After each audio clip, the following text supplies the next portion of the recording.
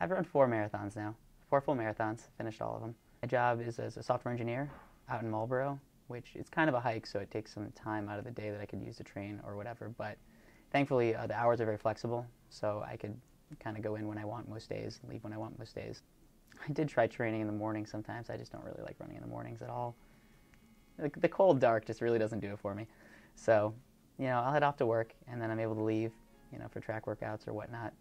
Probably head back around 5, and then when I get home, it's a little bit of relaxed time, and then I just head out. A lot of times it'll just drift, and I won't get my run in until 11 at night, 12 at night. I mean, I've run at like 2 in the morning around the streets. I guess when you're a guy, it's a little bit easier and safer to just run. I mean, my mileage is kind of all over the place. I'd say I'm probably running about 70 miles a week right now. So my favorite marathon experience is hands down when I was running the Detroit Marathon. The best moment of my marathoning was for sure the jail stop at around mile 15 in Detroit. And they just had these kids out at, it was like 7 in the morning. And as I was running by, I was totally just like pumped up in the mood, just like cruising. I was doing great. I felt awesome. Felt at the time I didn't hit the wall yet. Everybody just started chucking gels at me, and I was just going to catch them. And I did actually catch one of them, did a good little Heisman pose. Anyway, it was good. It was really good. I had a high fiber diet recently. It doesn't really work well with distance races. Runners eat, sleep, and take poops. Food is poop. Food turns into poop. I mean, that's, runners just eat more, so they poop more, and that's that. Runners love to drink. That's another thing. A lot. Seriously, drinking and running. Runners with a drinking problem, drinkers with a running problem, whatever, all of it.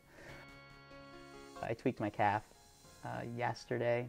Well, 2 nights ago, maybe. God, runners are obsessed with these lightweight shoes. I'm one of them. You gotta have the lightest shoes possible. That means no heel support. It means your calves are gonna be exploding by the time you finish the race. Like, I was wheelchaired out of the chute at Boston last year. Like, it sounds like, oh man, you ran so hard. No, I'm just an idiot. This Boston, I think I'm gonna buy a different pair of racing flats that have a little bit higher heel. 3 weeks until Boston. Well, I'm looking forward to hopefully running a good time. But this time around, I feel like, yeah, no wheelchair finish for me, I hope. Well, it'll be a big day of celebration. It'll be a day of celebration when it's over. And then, go back to work on Tuesday. Maybe that's why you sign up for another marathon. You're like, it's like when Obama got elected. Like, now that he's president, what am I going to do with my life? I just spent like 6 months like campaigning for him. And, so now, yeah, you just find another marathon and sign up for it.